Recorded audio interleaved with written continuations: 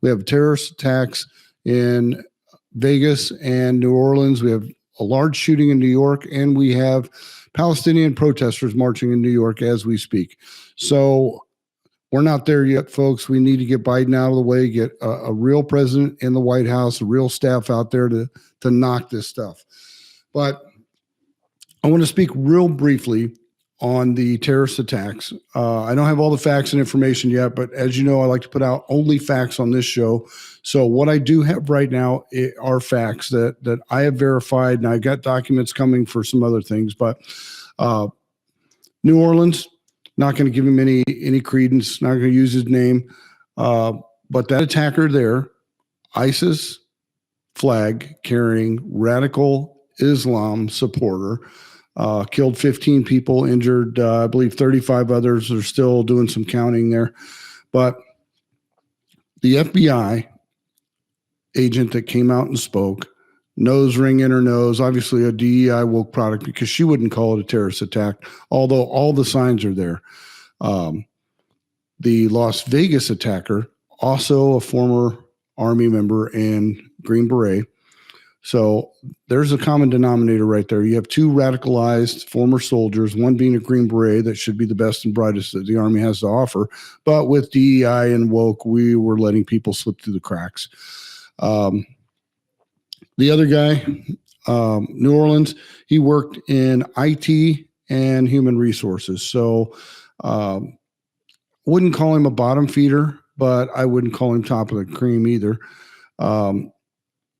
These guys were radicalized in the military. I don't know about the Green Beret, but I do know that the first attacker in New Orleans, there were reports to at least 2 reports to his chain of command that he was having some radicalization issues or had some other issues.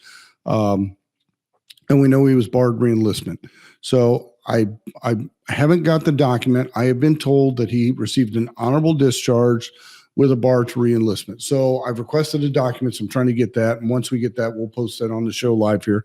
But brings me back to the FBI. What is the FBI doing? So DOD obviously at some point said, hey, this guy's not right. And you got a Green Beret that's still working for the Army as a contractor in a drone program. So you have these 2 individuals that became radicalized. Somebody somewhere saw something and probably said something, but where was the FBI on that? They're failing us. The FBI is failing us. They can track down a school mom that gets radical at a school board meeting by asking what her kids are being taught in school, maybe asking where the money's spent. That's radical.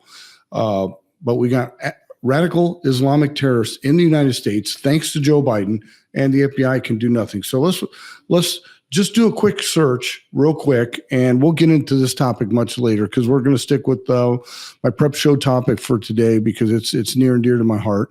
But the first thing I'm going to show you is a Google search. So let's pull up that Google search. So when you type in Islamic radicalization for the FBI and you see what you get here, I want you to notice the dates. Now, these are the first 4 things that pop up under Radical Islam FBI when I do a Google search. 2006, 2011, American Civil Liberties Union, 2021, and then you've got the Amazon book sales. So that's the first thing you pull up. Nothing recent, nothing new.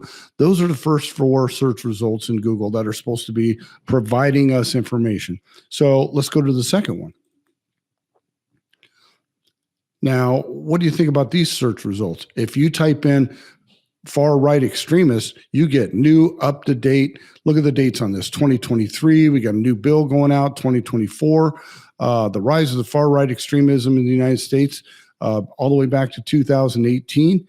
So, give me a break here, folks. This is what our FBI is looking at. They're not looking at anything relevant. They're looking at this nonsense here. So with that, think about what they did during the January 6th event last year. They tracked down an individual from a picture of an earlobe, someone that did not even go into the Capitol, but we can't track down radical Islam. And you see from the Google searches, they're not even posting any new information. So they've just let radical Islam go because it's dangerous to talk that way. We don't want to offend the Muslim community. And I don't think it does. I don't think it offends the Muslim community because they understand they have part of their community is radicalized, the same as any community has, radical parts to it. But you look at the attacker, we know he donated to Act Blue. He voted Democrat. He gave money to Democrat sources. He was a Democrat.